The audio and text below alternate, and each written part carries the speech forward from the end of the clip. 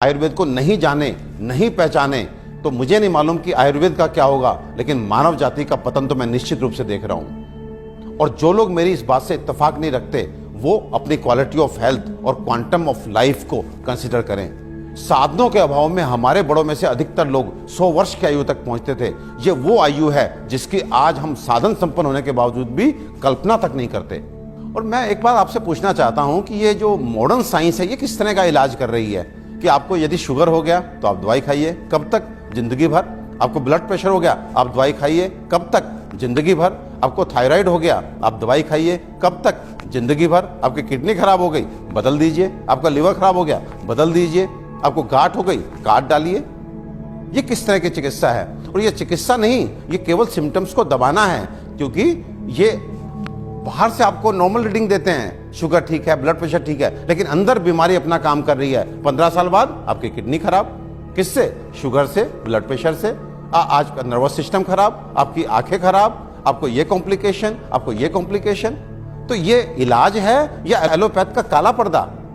अपने 20 साल के क्लिनिकल एक्सपीरियंस से आपको बता देना चाहता हूं, ये जो आयुर्वेद विज्ञान है ये समुद्र से भी गहरा, हिमालय से भी ऊंचा ऐसा जीवन का विज्ञान है जो आपके शरीर में और मन में किसी भी अवांछित परिवर्तन के बारे में आपको न केवल जानकारी देता है बल्कि उसे जड़ से मिटाने के लिए पुख्ता इलाज भी देता है। और मुझे एक बात समझ में नहीं आती, आप ऐसे विज्ञान को क्यों नहीं जानना चाहते जो आपको कभी शुगर, ब्लड प्रेशर, थायराइड और अनेक तरह की प्रॉब्लम्स आने ही ना दे। और यदि दुर्भाग्य से आ गई, आपके जेनेटिक कॉम्पोजिशन इस तरह का है कि आपको ये बीमारियां लग जाती हैं, तो इनसे कैसे आप बचे रहें और कैसे आप ठीक हो सकते हैं, इसके बारे में भी पुख्ता जानकारी दे।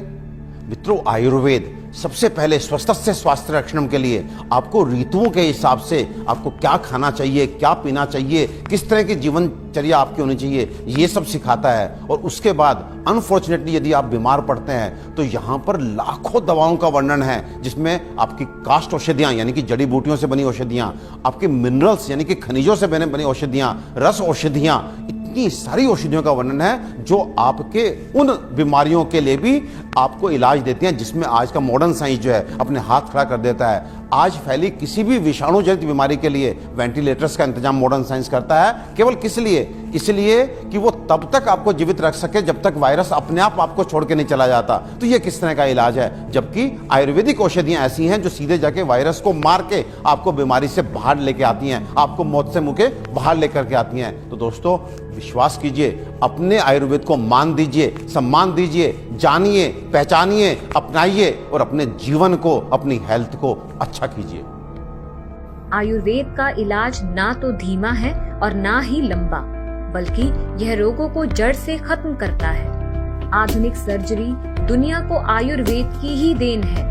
आचार्य सुश्रुत को सारा संसार निर्विवादित रूप से शल्य चिकित्सा का जनक मानता है। आयुर्वेद में उन बीमारियों की भी सफल चिकित्सा हो सकती है जिन्हें आधुनिक चिकित्सा विज्ञान लाइलाज मानकर आजीवन रोगी को दवाएं खिलाता रहता है। आयुर्वेद आपके और आप